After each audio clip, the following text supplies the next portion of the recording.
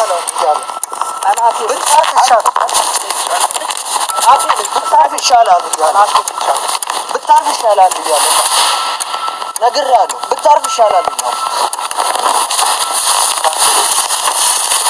ይልቁንስ ስለ ቪዲዮ ሐሳብ ስነግራችሁ ባጭር አቆምኩት ወይም ተውኩት እንጂ እናንተ እንዳትጨነቁ በሚለው እንጂ ብዙ አስቤ ነበረ። ፈተና ነበረ ይሄ የሰራሁት ቪዲዮ ብዙ ሰዎችን ልፈትንበት ነበር ያሰብኩት። ኧረ ፈጣሪ አንተ ምን ይሳናል? ክብሩን ሰዳ አንተ ተሻለ ወንድሜ የኔ አባት አንተ እንደዛ ታም እንደዛ ስናግዝ ጸበል አብረ ረሳው እንዴ?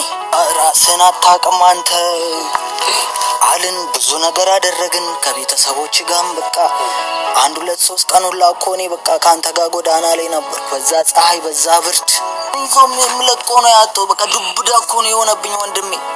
እንዴ እንደዛ ስንት ነገር እንዳላደረ እንዳልክ ያበደበትን ምክንያት እውነቱን ተናገረ። እንግዲህ ጓደኛው እጅግ በጣም ከሃዲ እንደሆነ ነው እንግዲህ የተረዳ ነው።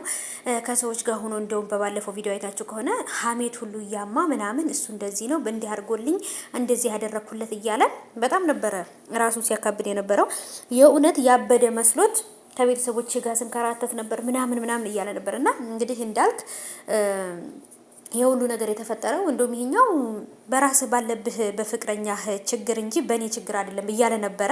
ድምጹ ግን ብዙም አይሰማም። በደንብ አድርጋችሁ አዳምጡት ማለት ነውና ስለዚህ እንዳልክ ያበደው ጓደኞቹን ለመፈተን ወዳጁንና ጠላቱን ለማወቅ ምክንያቱም ወዳጄ ማን ነው ጠላቴ ማን ነው የሚለው ነገር መለየት ስላቃተው ያን ነገር ለመለየት ብሎ ነበር ይሄንን ፈተና ያዘጋጀው። እኔም በርግጥ እንዳልክ በጣም ጠንካራ እንደሆነና በምንም ነገር ልቡ ተሰብሮ እንደዚህ እንደማያብድ አውቃለሁ። ፈተና ከሆነ ግን በጣም ደስ ብሎኛል። ምክንያቱም ምንም ነገር እንዲሆን ስለማልፈልግ ማለት ነው። ግን አንዳንድ ጊዜ ሰዎችን ለመፈተን ብለን የምናደርገው ነገር በጣም ብዙ ጉድ ይዞ ይመጣል ማለት